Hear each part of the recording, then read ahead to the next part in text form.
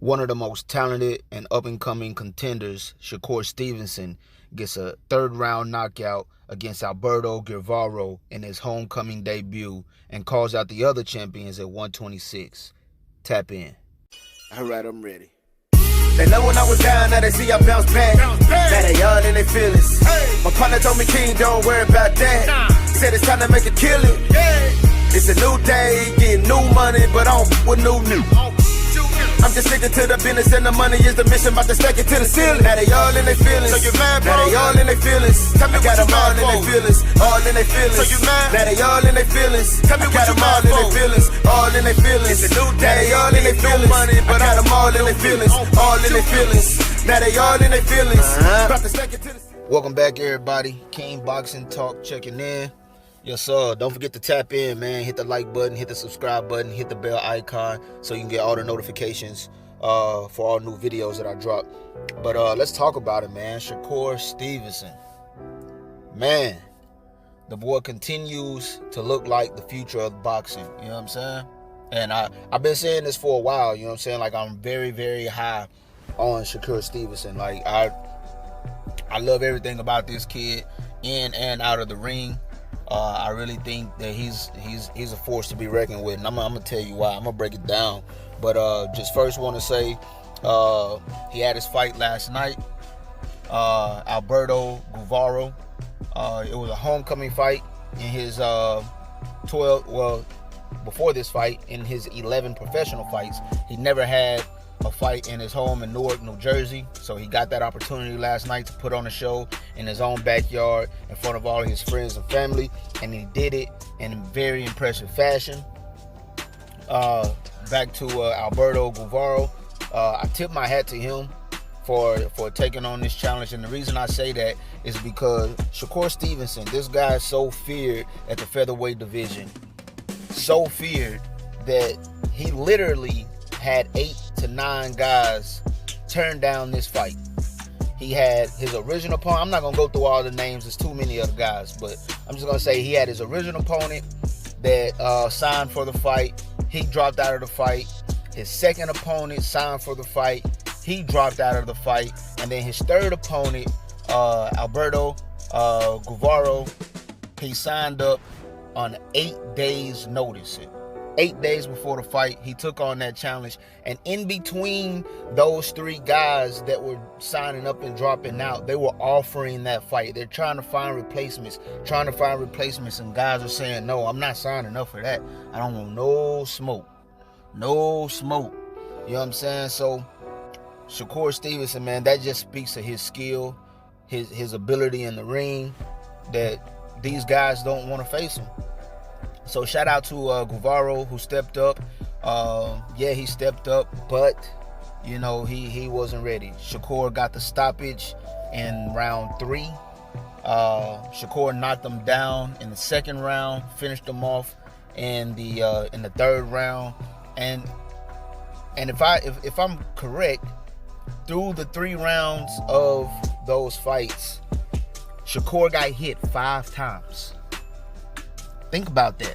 That just speaks to his skill, you know what I'm saying? Like his boxing IQ, his ability to move, his defensive abilities, it's impeccable, man. And as a fighter, when you're constantly getting hit, because he was landing a lot of clean shots, and when you're constantly getting hit and you can't hit your opponent back, man, it's just frustrating. It's embarrassing and it's frustrating to say the least. You know, so he made easy work of the guy, you know. So, I mean, the next for Shakur, you know, I really think it's time that one of these other champions at 126 take on that challenge and give him a shot at a title. You know, I think it's time for Shakur Stevenson to get a shot at the title, because even his last fight with Chris Diaz, when he fought Chris Diaz on the Terrence Crawford Amir Khan undercard, that was back April 20th. Yeah, that was supposed to be a major step up in competition for Shakur Stevenson.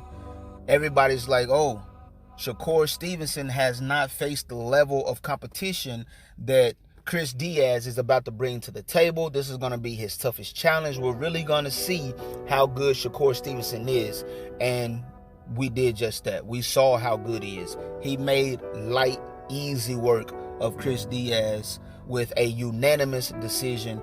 It was like he was out there having fun with Chris Diaz. Chris Diaz couldn't land anything big.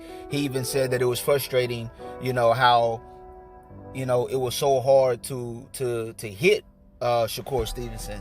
So he made real easy work of Chris Diaz, and that just speaks to his skill, his ring IQ. So, but immediately after his win last night in front of his hometown of Newark, New Jersey, in the ring right after the fight, I like how he called out Top Rank, put some pressure on Bob Arum and Top Rank and say, hey, you got to get me some better fights. Give me some better fights. He said that in public, in front of the whole world. I love that. He went on to call out two champions. He said he wants the WBO belt that's held by Oscar Valdez, and he says he wants the IBF belt, which is held by Josh Warrington.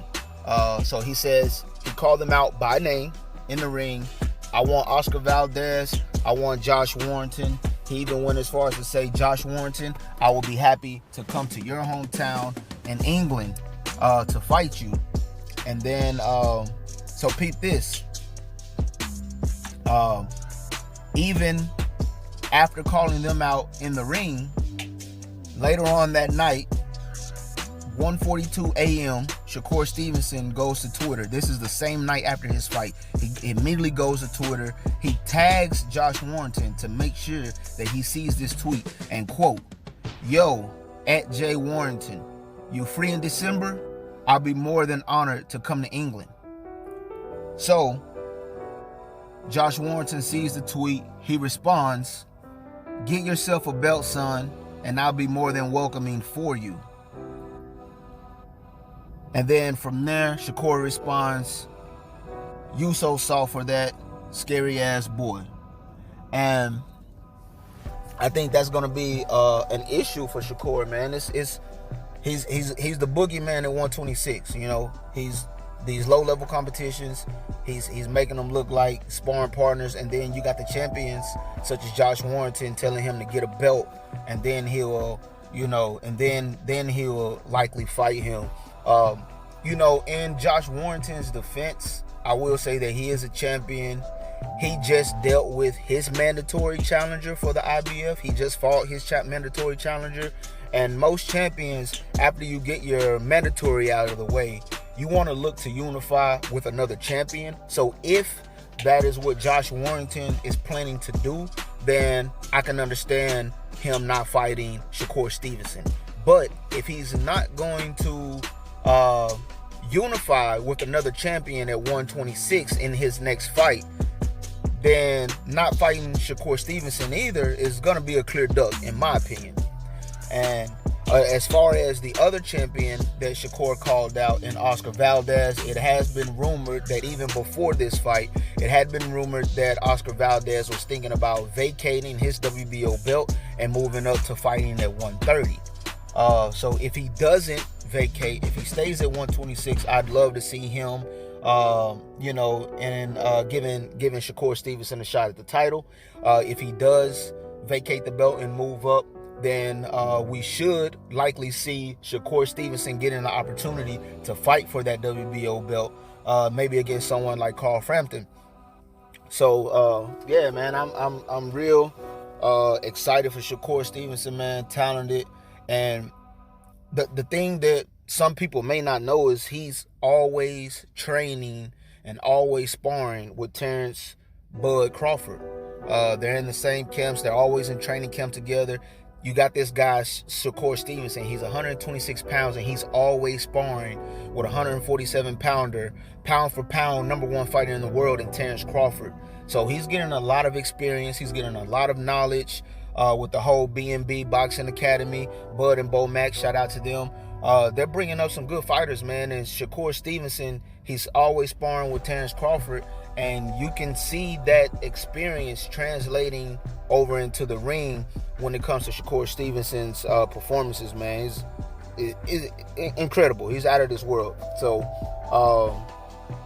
Yeah, but that's all I got for now. Just wanted to give y'all the update on the fight that went down last night. Shakur Stevenson stops him easily in the 3rd round, and now he's looking for a title shot. Hopefully we'll see him get that soon. That's all I got for now.